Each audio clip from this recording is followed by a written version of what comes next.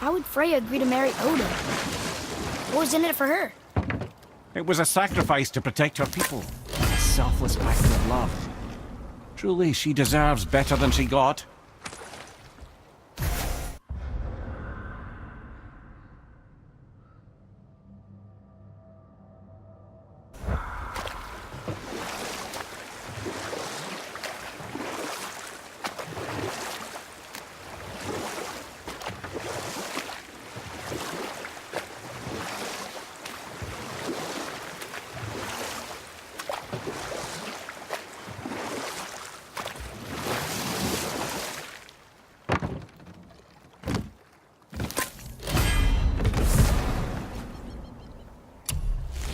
More closely intertwined than you might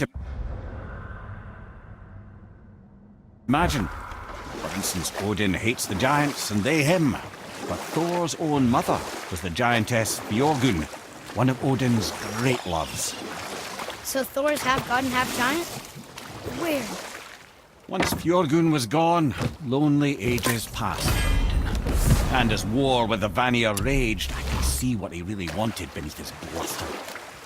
And after no small amount of convincing, Freya agreed. For a while there, he really turned on the charm. He seemed happy. He seemed interested in making her happy.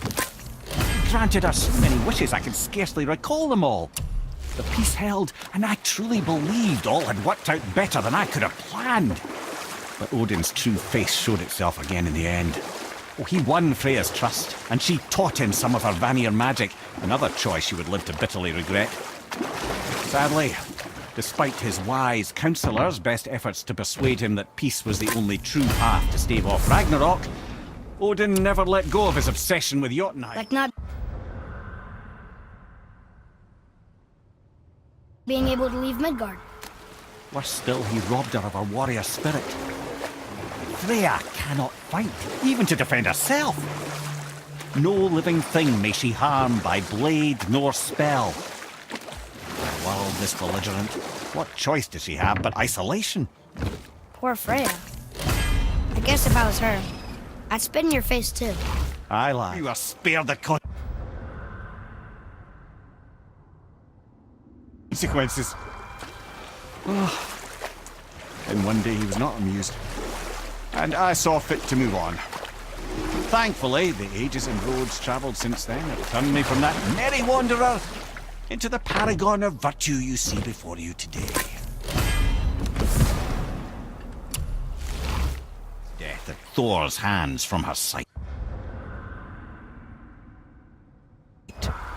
Smiling, jealous Odin took her by the throat, and with his very hands he stole her library and her life for his own.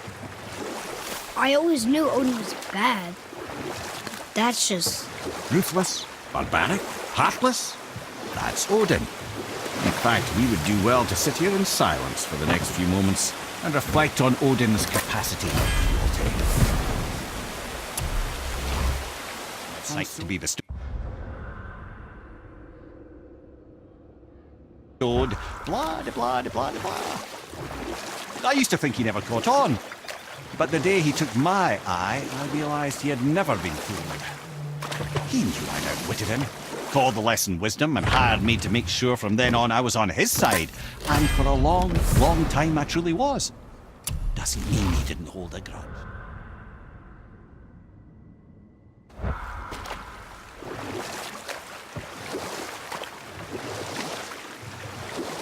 I see some loot up there.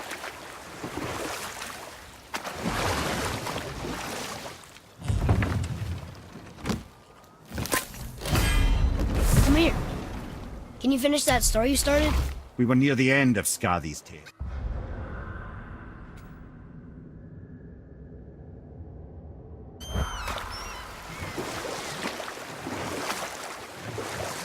I have a question. If Ymir was the first giant, where did he come from? In the beginning, there was Ginnungagap, the great void. There were no realms yet, only primordial forces. There was fire, and there was ice. And there in the void they met and produced... Water? More than water.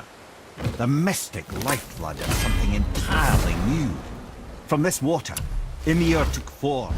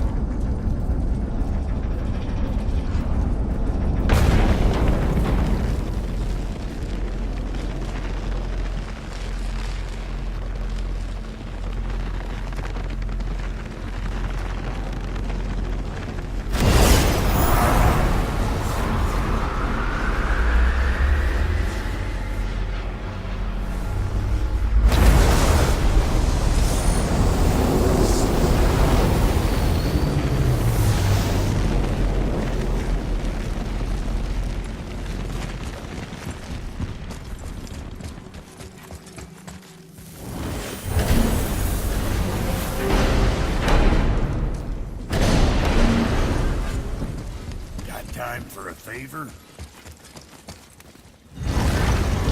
Alfhiem. I missed its gentle breeze and the sweet smell of honeysuckle and blood. Well, judging by the sky, the light elves are in control of the light this time. Explain. You see, the light elves and dark elves... Are always fighting over the light. That part we know. But did you also know that control of the light has changed hands no less than 213 times?